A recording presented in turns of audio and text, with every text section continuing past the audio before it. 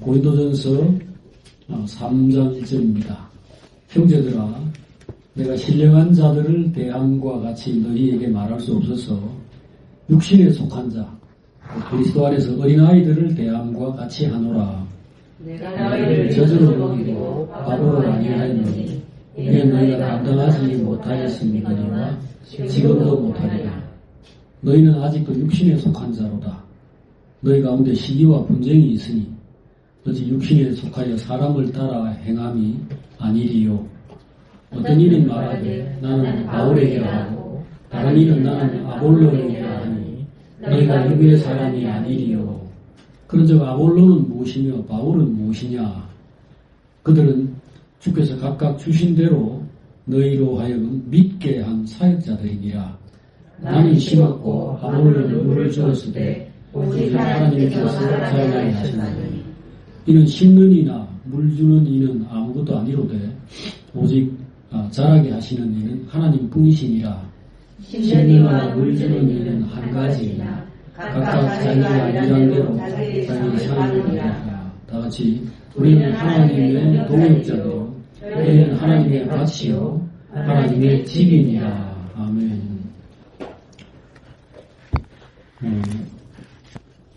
오늘 여기서 바울은 육신적인 사람들, 육신에 속한 자에 대해서 이야기하고 있습니다.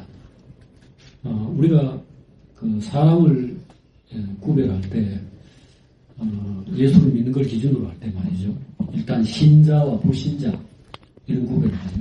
신자와 불신자. 그 다음에 의로운 사람들, 의인과 불의한 자, 또는 뭐 선한 사람과 악한 사람. 하나님께서 비를 내리실 때에 선한 사람, 악한 사람에게 똑같이 내리신다. 또 불의한 자와 의로운 자에게 같이 햇빛을 비추신다. 이런 비유를 썼을 때 그런 것들이 하나의 기준이 됩니다.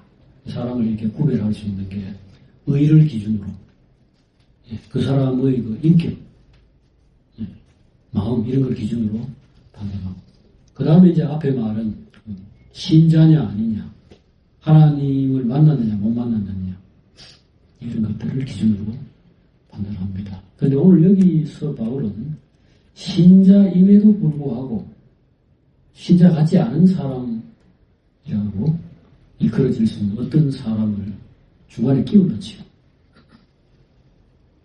그게 바로 영에 속한 자냐, 육신에 속한 자냐, 영적인 사람이냐, 육신적인 사람이냐, 이거를 여기서 말하는 겁니다. 앞에 여기 1장에도 보면 바울이 1장 그 10절부터 12절, 13절 여기에서 형제들 간에 분쟁이 있다는 것. 그러니까 뭔가 마음과 뜻이 하나가 되질 않고 각각 다른 뜻을 가지고 있고 그걸로 서로 옳다고 이렇게 함으로써 다툼이 있다라는 걸 얘기하고 있습니다. 그래서 여기 10절에 예수 그리스도의 이름으로 권하노니 모두 같은 말을 하고 같은 마음과 같은 뜻으로 온전히 합하라고 이야기하고 있습니다. 분쟁이 있다라는 것은 이 사람들이 하나가 아니라는 뜻입니다. 아까 요한이 형제들에게 그 어떤 자매님에게 편지를 보내면서 그 자매님과 그 자매의 자녀들에게 깊은 사랑을 이렇게 표한다 그랬습니다. 근데 나만 그런 게 아니고 나와 함께 있는 모든 사람이 다 똑같이 그렇게 사랑을 전하는데 이유는 바로 우리 안에 진리가 있기 때문입니다. 영원히 앞으로도 우리가 영원히 있을 이 진리 때문에 그렇다라고 분명히 얘기했죠. 그러니까 이게 이제 진리라는 게 생명, 하나님의 생명을 말하는 것이고 같은 마음과 같은 뜻을 말하죠. 그러니까 이 생명이 하나면은 당연히 사랑하게 되고 통하게 되고 이렇게 합하게 되죠. 근데 지금 여기 지금 분쟁이 있다 그랬으니까 이게 마음과 뜻이 하나가 아니라는 겁니다. 이게 이제 주로 어떤 사상 때문이기도 하고 사람 때문이기도 합니다. 여기 보니까 너희가 각각 바울에게, 나는 바울에게 속했다. 그 다음에 나는 아폴로에게 속했다. 나는 게바는 베드로죠. 베드로에게 속했다. 심지어는 나는 그리스도에게 속한 자다. 이렇게 말한다는 겁니다. 이게 1장 12절에 나오는 내용이죠. 그래서 바울이 여러분들이 나를 좋아하고 나를 지지하고 내 편이다 이렇게 하는 것이 되게 좋지 않다는 겁니다.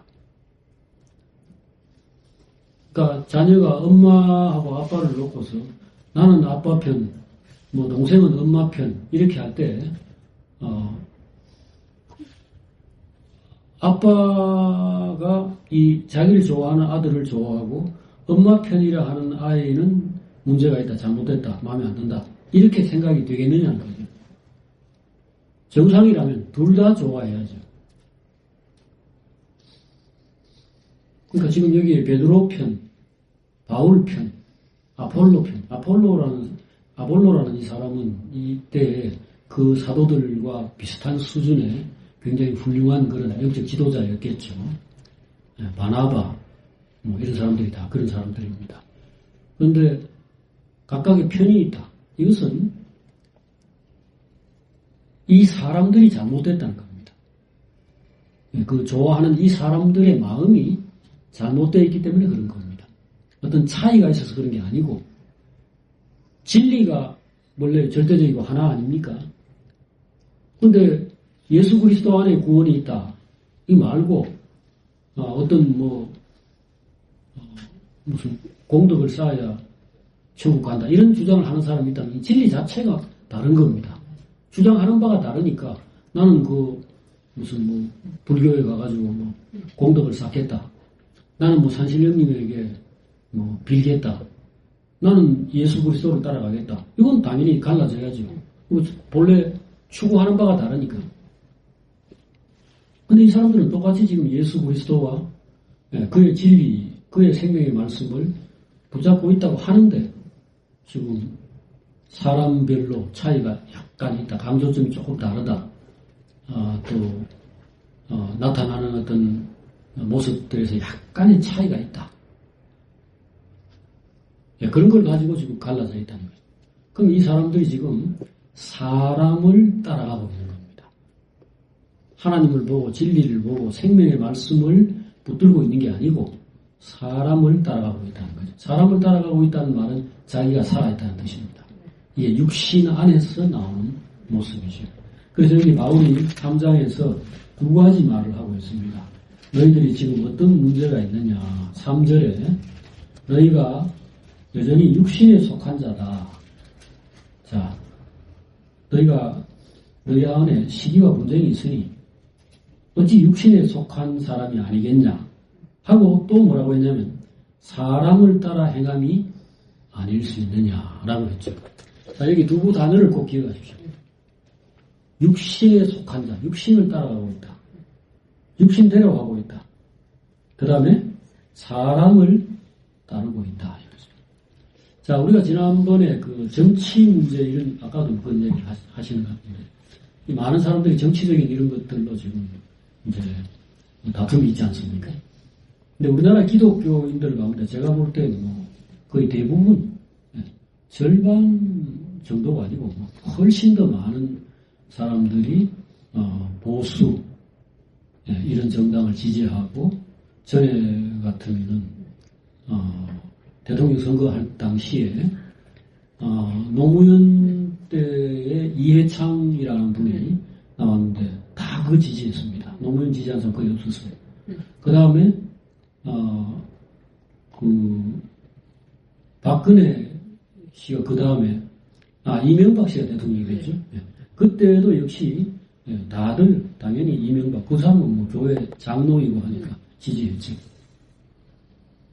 그 다음에 박근혜 때에도 교회들은 다 그분을 지지했습니다.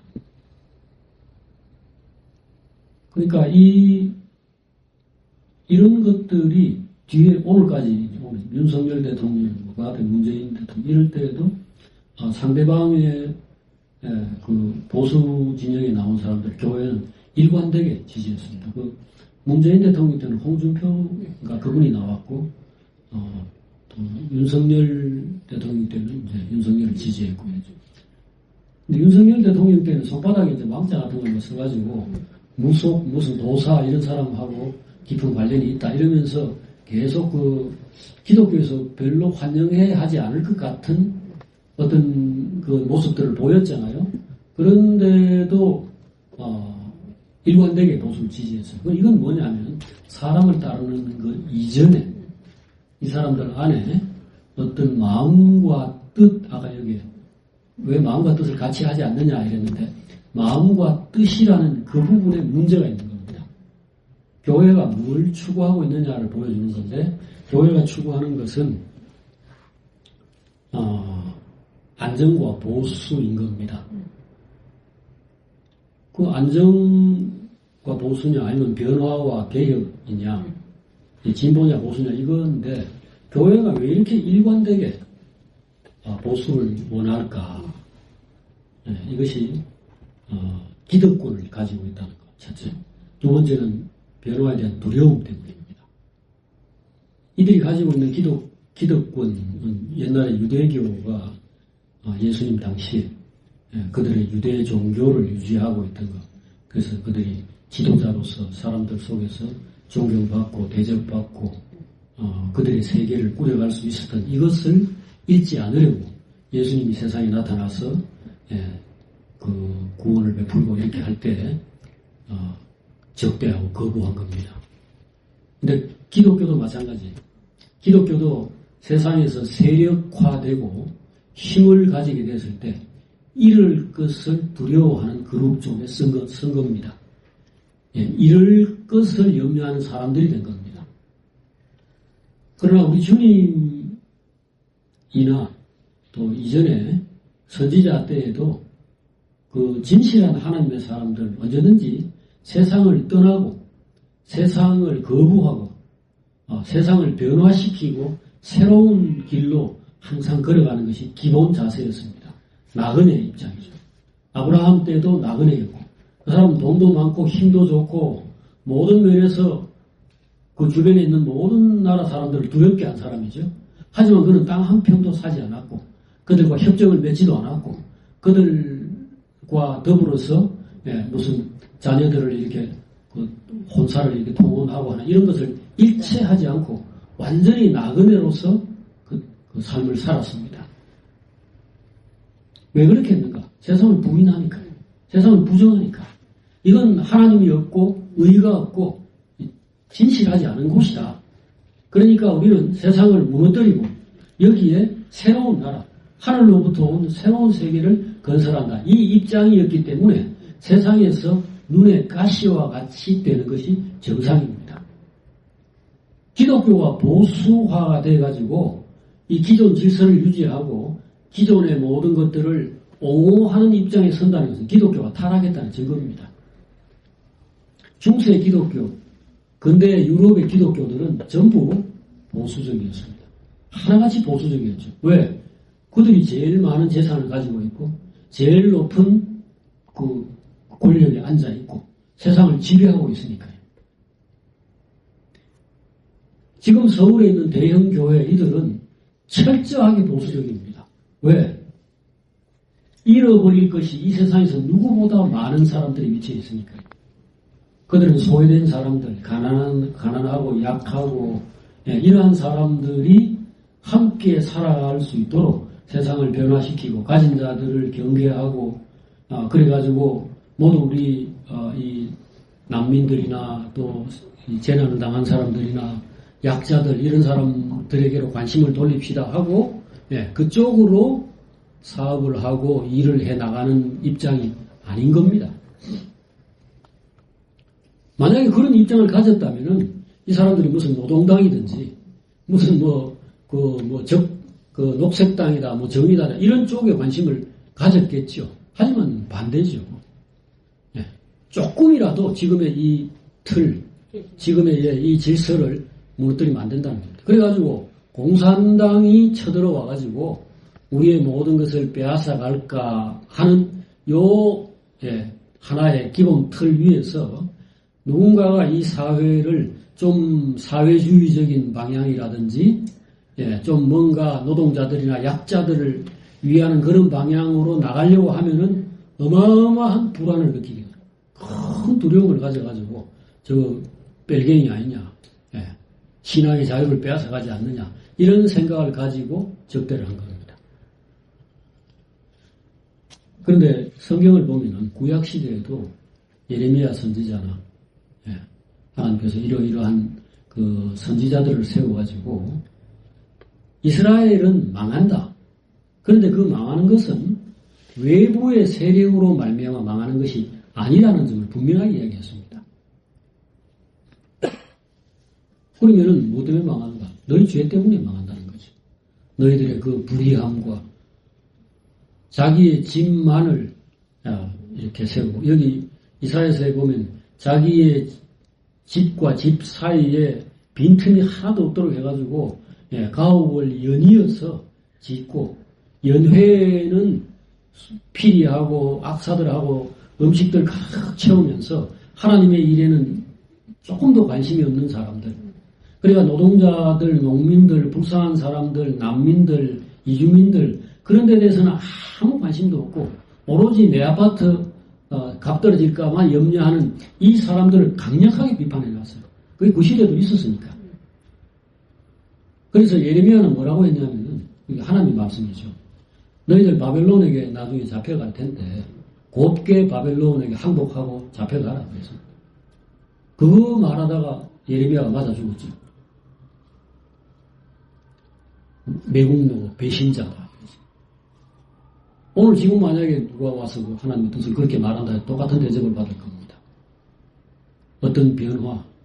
이 인간이라는 게 본성적으로 자기 중심적 이기적인 이런 것들 욕망을 추구하고 그래가지고 뭔가 힘을 갖추게 되면 그 힘으로 더 많은 부와 권력을 추구하려고 하는 이 속성을 가지고 있거든요.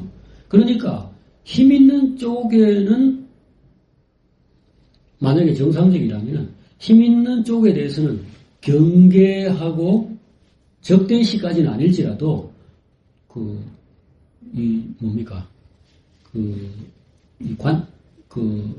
뭔가 비판하는 눈으로 봐야 돼요. 언론이라든지 학자들이라든지 사회의 어떤 정신적인 지도자 이런 사람들은 기본적으로 그런 생각들을 가져야 건전한 겁니다. 그래가지고 힘 있는 자에 대해서는 칭찬하고 아부하고 이렇게 잘하고 있습니다. 이렇게 하는 게 아니고 혹시 뭔가 잘못을 할까 싶어서 살피고 약자들에 대해서는 관대한 입장을 취하는 것이 그게 정의로운 의로운 그런 방식이죠. 근데 교회가 딱 반대로 하고 있어요. 정확하게 반대로 해왔죠. 지금만을 얘기하는 게 아니에요. 지금 뭐 전광훈이다 무슨 이런 사람들이 하고 있는 것만을 제가 말하는 게 아니고 역사적으로 기독교 2000년 사에서 항상 그랬습니다. 항상 그랬다고. 그러니까 오늘 육신적이라고 하는 것이 무엇인지에 대해서 오늘 우리가 깊이 생각하지 않으면 안 돼요. 육신적이라는 것은 그 육신이 원하는 것을 옹호하고 그것을 충족시키려고 하는 생각 체계죠. 그러니까 이 사람들은 기본적으로 힘 있는 자, 가진 자 쪽에 편이에요. 교회 안에서도 야고보서에 나오듯이 그 부유한 사람들이 제일 앞자리에 이렇게 나오고 그러면 거기에 온 사람들에게는 이 돈을 받아요. 그러니까 자리세라고 그러죠. 실제로 중세와 근대 유럽의 대부분의 교회들이 그렇게 유지됐습니다. 여러분들이 잘 아는 그 조지 밀러라고 하는 거, 기도 많이 하신 분. 그분이 처음에 그 영국의 어느 어촌에 조그마한 페인마우스인가 하는 어느 어촌에 갔는데, 사람도 몇이 없는 교회인데, 그 교회에 이 목사 월급을 뭘로 받느냐 하니까 그 부자들이 앞자리에 이렇게 앉는 데 따른 그 의자세를 받아가지고 목사의 월급을 주고 있더라는 거죠. 그래서 그 사람이 그걸 싹 없애버리고, 우리 보통 보면 교회 가면 장로님들과 앞에 이렇게 앉거나 뭐 하는 이런 성가대석 같이 이렇게 앞자리에 있는 거 있잖아요. 그런 걸 싹 없애버리고, 그 다음에 11조고 뭐고 다 없애버리고, 교회 문 앞에 깡통 하나를 이렇게 달아가지고, 거기에다가 조지 밀러에게 헌금할 사람들은 여기에 헌금하시오 해가지고 그렇게 해서 이 변화를 시작했다고 하는데, 교회는 기본적으로 하나님을 의지하고 그 다음에 세상에 없는 자들의 편에서 같이 고난을 겪으면서 세상을 변화시켜 나가는 그 위치에 있어야 합니다. 그런데 벌써 바울이 전도해가지고 세웠다고 볼 수 있는 고린도 교회 안에서도 이런 육신적인 특성들이 벌써 교회 안에 상당한 정도로 자리를 잡고 있더라는 거죠. 그래서 육신의 이 특징은 제가 지금 첫 번째로 말씀드린 게 눈에 보이는 힘을 의지한다. 안정과 지금까지 살아온 어떤 그 삶의 기반이라고 할 수 있는 것들을 절대 안 놓으려고 한다는 겁니다. 부자에게 네 가진 재산을 다 팔아서 가난한 사람들에게 나누어 주고 와서 당신은 나를 따르라 이렇게 했을 때에 그 가진 재산을 다 팔아서 버려둔다든지 이 쟁기를 잡고 앞으로 길을 가는데 뒤를 돌아보는 이것을 경계하는 겁니다. 그게 끊으라는 얘기죠. 그러니까 이전에 네가 이것 때문에 살았고 이게 중요하다고 생각하고 있는 것들을 놓고 그 다음에 하나님의 손을 잡으라는 겁니다. 그것이 교회의 길이지요. 근데 그렇게 안 하는 겁니다. 그렇게 안 하니까 교회가 세상에서 꼭 세상을 사랑하고 세상에 소망을 두고 있는 사람처럼 행동을 하는 겁니다. 중세의 가장 말하자면 시민들의 자유나 농민들이나 이런 사람들의 그 자유를 속박하고 제한하는데 앞장선 것이 교회였습니다. 투표라든지 또는 여자들의 권세, 노동자들의 권세, 농민들의 자유 이게 철저하게 짓밟고 그거는 왕이나 영주들이나 귀족들이 그렇게 할 일 아닙니까? 그들이 당연히 그렇게 하죠. 그런데 그것을 교회가 앞장서서 선봉해서 그렇게 이끌어주는 겁니다. 왜? 이 왕들은 하나님이 내리신 사람들이다. 이 귀족들은 하나님이 세우신 머리다. 여러분들 복종해야 된다. 군소리 하지 말아야 된다. 그러니까 노동권, 이 어려움, 힘든 이런 사람들은 아무런 권리도 없는 가운데서 수백 년 동안 그냥 노예로 부림당하는 거지. 그게 폭발해가지고 일어난 게 러시아의 그 공산혁명이지 않습니까? 그때 기독교는 그 표트르 황제라고 하는 러시아의 황제를 찬송하고 격려하고 고무하고 그가 하는 모든 일들, 그 사실은 전 국민을 노예로 부려가지고 1년에 그 러시아 국민들 수백만 명이 굶어 죽었어요. 그 당시에. 그런데 그에 대해서 이런 방구도 하지 않고 사치의 사치를 거듭하고 있던 그 왕가를 옹호하고 그들의 권위를 정당화시키고 하는 데에 러시아 교회가 계속 기여한 거죠. 자, 이런 것들을 바울이 이미 처음부터 알고 있었고 경계를 해왔는데 이 교회 안에서 이런 것들이 스물스물 나온다는 겁니다. 자, 이 고린도 교회의 문제가 몇 가지가 있습니다. 자, 우선 지금 여기에 1장에 나와 있는 것처럼 나는 누구 편이다 하면서 어떤 사상과 정신면에서 진리 안에 서 있지 않고 어떤 잘못된 육신적인 어떤 그 생각에 사로잡혀 있는 거. 아까 우리나라 기독교가 이 보수적인 이런 어떤 그 두려움에 사로잡혀 가지고 오로지 보수, 여당 이런 쪽에 사로잡혀 있었던 것처럼 고린도 교회도 그런 것이 있었다. 그리고 사랑을 따라 행한다. 나는 누구 편이다, 누구 패다.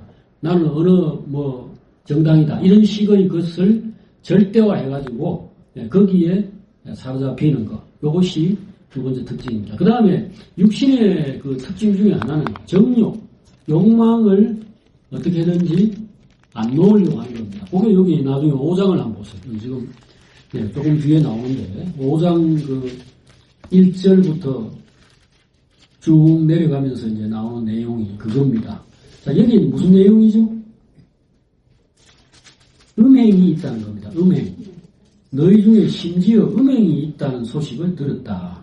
근데 그 음행이 아주 그냥 뭐 남의 부인에게 뭐 눈짓을 한다 이런 정도가 아니고 아버지의 아내를 취하였다. 막 가는 거지 완전히. 그러니까 이게 이제 르우벤이 그 자기의 서모인 빌하와 간음을 한 그런 것을 얘기하는 겁니다. 그건 뭐 이제 근친 상간을 한다든지 하는 이런 수준까지 갔다. 이런 얘기입니다. 이게 왜 이래 됩니까? 지금 여기에 이 사람이 화를 내는 것은요, 그런 나쁜 놈을 그 교회에 그 나쁜 놈이 있었다를 가지고 화를 내는 게 아니고, 지금 여기 2절 보세요. 그리하고도 너희가 교만하여져서 통하이 여기지 않고 그 일 행한 자를 너희 중에 쫓아내지 않았다는 이 말은 무슨 말입니까? 그럴 수도 있지 그래. 사람 뭐 그럴 수도 있지. 그러니까 이게 정신의 문제입니다. 용인하는 겁니다. 아니 그런 거 저런 거 다 잘라내면은 교회에 누가 남습니까? 이겁니다. 우리 장로님, 우리 목사님 어디 뭐 바람나고 어디 뭐 돈 떼먹고 이런 일 나왔는데 그래도 일 잘하고 그 사람 없으면 이제 안 됩니다. 그래 그냥 뭐 사람마다 다 뭐 허물도 있는 건데 안고 가지요. 이래 하는 겁니다. 그러니까 이게 정신의 문제예요. 아까 제가 기독교가 자기 다 정치 사상을 가질 수도 있고 뭔가 주장을 할 수도 있는 건데 왜 이렇게 그렇다면은 이것도 있고 저것도 있고 이러면은 우리가 그냥 정치 사상이라 하겠는데 내면에 만약에 이 사람들이 하나님의 마음이 있고 진리를 정말로 알고 있다면은 결코 하지 않을 선택들을 일관되게 하고 있다는 겁니다. 이것은 교회의 정신, 교회의 오랜 세월 동안 내려온 정신이 이미 부패하고 타락했다는 것입니다. 이번에 그 어떤 목사님이, 충북에 있는 목사님이 그 유튜브에 보니까 나이가 한 저 나이 정도 좀 돼 보이겠던데, 그 윤석열 대통령에게 쓴 편지를 하나 공개를 했더라고요. 윤석열 대통령이 쓴 그 편지 안에서 그 편지뿐 아니고 이 사람이 지난 몇 년 동안 그 탄핵 그때 뭐 이렇게 하고 계엄하고 탄핵하고 하는 그날에도 이 사람이 막 뛰어나가가지고 뭘 했던데 그 사람이 간단히 말하면 윤석열 대통령이 예수고 이 시대 구원자라는 겁니다. 그러니까 이 나라가 망하려고 하고 벨기에 넘어가고 교회를 탄압해가지고 다 죽이려고 하는 이런 마귀에게서 윤석열 대통령이 그 충정으로 그런 이런 걸 했는데 대한민국에서 지금 이런 거를 교회들이 모르고 그냥 가만히 있는 그것만 해도 마귀라는 거예요. 그러니까 윤석열 대통령 탄핵하는데 찬성하는 사람은 자기는 그 사람으로 보지 않고 기독교인을 보지 않는다는 거예요. 그러니까 이게 정신이 돌아도 단단히 거꾸로 도는 거죠. 그러니까 이런 사람이 우리나라에 지금 가득하다니까요. 그러니까 이게 자기가 육신에 사로잡혀 있다는 사실, 좀 심하게 말하면, 제가 솔직하게 말씀드리면 이게 사탄에게 사로잡혀 있는 겁니다. 여자가 그 목사가 빤수 벗어 일하는데 안 벗으면 그건 신자도 아니고 그거는 그 나이롱 신자다라고 말하는 인간이면은 그거를 사람으로 보지 않아야 정상입니다. 근데 정광웅이라는 그 목사가 그런 짓을 하고 하나님도 내한테 까불면 죽어. 이게 신문에 나가지고 떠들던 사람인데 교회들이 그의 말을 듣고 지지하고 따라간다는 것이 어떻게 있을 수 있는 일입니까? 그런데도 그것이 지금의 현실입니다. 철저하게 육신적인데 그것 때문에 철저하게 붙잡아야 될 대상이 되는 겁니다. 지금 여기에 교회 안에 음행 같은 이런 거에 누가 봐도 그런 걸 뭐 좋아할 수 있나 이렇게 생각하겠죠. 하지만 다른 의에 관한 문제, 진리에 관한 문제 이런 것들을 교회 안에서 이렇게 똑같은 기준으로 제시한다면 많은 사람들이 아무 생각 없이 잘못된 그런 것에 사로잡혀 있을 수 있는 겁니다. 여기 오늘 신령한 자가 아니다. 여러분들은 영적인 사람이 아니다. 라고 고린도 교회에 대해서 이야기할 때 요 몇 가지 기준을 여러분들 꼭 기억하시기 바랍니다. 뭐가 영적이지 않느냐? 사람을 따르는 것입니다. 어떤 목사를 따르고 어떤 지도자를 따르고 그 다음에 사상입니다. 우리에게는 사상이 없습니다. 예수 그리스도와 성령이 우리 안에서 생명의 성령의 법이 우리 법이고 그게 우리 정신이고 그게 우리가 유일하게 붙잡아야 할 것입니다. 하나님은 오늘이라도 안식일이라도 일하라고 하니까 안식일이라도 그 병자를 고치라 하니까 주님이 나가서 병자를 고쳤지 않습니까? 율법 위에 성령의 인도가 있습니다. 그런데 지금 이걸 가지고 목숨을 걸고 싸우고 민주당이다. 무슨 국민의 힘이다. 여기에 왜 목숨을 건다는 거예요? 거기에 무슨 그리스도가 있고 거기에 어떤 기대를 한다는 겁니까? 우리가 이 세상에서 그래도 누구를 하나를 뽑아야 되고 그 사람이 좀 잘하기를 바라고 이건 당연하죠. 그래서 왕들을 위해서 기도하라 그러고 디모데전서 2장에서 고관의 그 높은 사람들을 위해서 기도하고 축복하고 해야 됩니다. 그리고 누구를 세워놨으면은 우리가 그런 사람들이 잘할 수 있도록 격려하고 또 지원해주고 그리고 우리가 해야 될 일입니다. 하지만 헛된 기대를 가져서는 안 돼요. 사람은 하나님이 아닙니다. 그러니까 이 사람에게 매여가지고 저 사람이 구세주다라는 식의 아까 예를 들어서 윤석열이 예수다라고 하는 게 엉터리인 것처럼 뭐 솔직히 말씀드려서 문재인이나 이재명이 세상을 구원할 거고 그거 있으면 앞으로 우리가 행복해질 거라 생각 그건 똑같은 망상입니다. 사람에게 매여서는 안 돼요. 그래서 내가 여러분들을 신령한 자로 대할 수 없는 게 참 괴롭다라고 말하는 이 바울의 마음을 이해하시기 바랍니다. 어린아이라고 해도 사람은 사람이죠. 신령하지 않은 사람이라고 해서 우리가 형제가 아니다. 이건 뭐 사탄이다. 이렇게 말할 수는 없어요. 그러나 어린아이는 아무것도 할 수 없습니다. 어린아이를 통해서는 하나님 나라가 설 수 없어요. 그래서 성장해야 됩니다. 육체적으로 어린아이인 거는 성경에서 아무 상관없습니다. 아까 우리가 노래에 뭐가 나왔냐면 어린아이와 젖먹이의 입으로 나오는 이 찬송을 하나님께서 온전케 하신다. 그래서 원수입을 막아 잠잠케 하신다. 다윗과 같이 제일 작은 어린아이가 들판에서 승리하고 골리앗과 싸워서 이기고 왕이 그를 죽이려고 할 때도 꿋꿋이 살아남아가지고 세상을 지배한다. 이게 바로 하나님이 어린아이와 젖먹이를 통하여서 그의 능력을 나타내시는 겁니다. 그래서 여러분들 사람으로서는 약자, 힘없는 사람, 못 배운 사람, 돈 없는 사람 이거를 불완전하다고 생각하면 안 됩니다. 그건 절대로 그렇지 않습니다. 그러나 영적으로 어린아이여서는 이건 곤란합니다. 영적으로 세월이 지나도 아무것도 모르고 이 말하면 이해하고 저 말해도 이해하고 그러면 안 됩니다. 반드시 진리를 알아야 되고 신령한 사람이 되어야 합니다. 오늘 여기 바울이 지금 자신과 아볼로 뭐 이런 사람들은 단지 심부름꾼에 불과하다. 하나님이 은혜를 주신 대로 그저 이 형제들을 돕는 그런 사역자들에 불과하다. 정말로 중요한 것은 하나님이다. 그래서 그리스도를 나를 통해서 그리스도를 알게 되었던 베드로를 통해서 그리스도를 알게 되었던 여러분들이 꽂혀야 되고 여러분들이 죽기 살기로 붙잡아야 될 것은 그리스도지. 그리고 그 진리지. 중간에 내가 어떤 식으로인지 개입돼서는 안 된다. 이것을 생각해야 됩니다. 자, 우리 형제들도